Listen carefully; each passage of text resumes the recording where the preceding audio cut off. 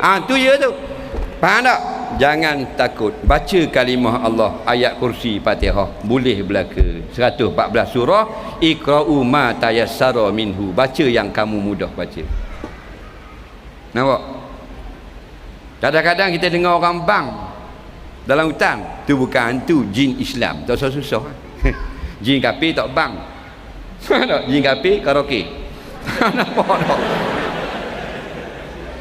Tu kadang-kadang kita semayang di masjid tengah-tengah malam, kita singgah highway kan, kita sujud macam orang sujud, kita rokok macam orang rokok belakang, kita seorang kita tengok tak ada orang, jin Islam. Jangan lari. Boleh niat jadi imam, aku imam. Dah mu tengok tak ada, bau lagi. Sambung atabah, asyaallah. Nah, baik, kalau jumpa, kalau dengar suara azan, tengoklah kitab Futuhat Syarah Azkar, dengar suara syaitan azan, Allahu Akbar, Allahu Akbar, Allahu Akbar, Allahu Akbar, kata gitu. Faham? Syaitan atau binatang, rimau besar, macam budak yang jatuh dalam zoo tu kan, keadaan gitu. Nak buat kan ni? Nak sebut nama PM makan, sebut nama ayat makan. Sebut nama Allah.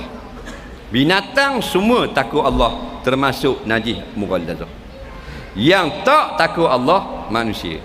Betul tak?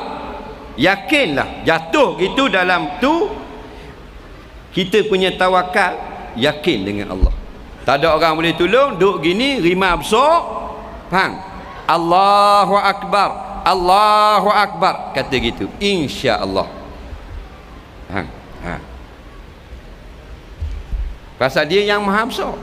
Sebut nama Perdana Menteri, rimau kata tak kenal. Balik awal kita makan. Buaya, kita jalan dengan bini kita tepi sungai, contohlah, jalan dengan tepi sungai dengan bini, buaya naik, makan. Tak makan hari, dia pegang kaki bini kita sebelah, keting bini kita dalam mulut dia dah.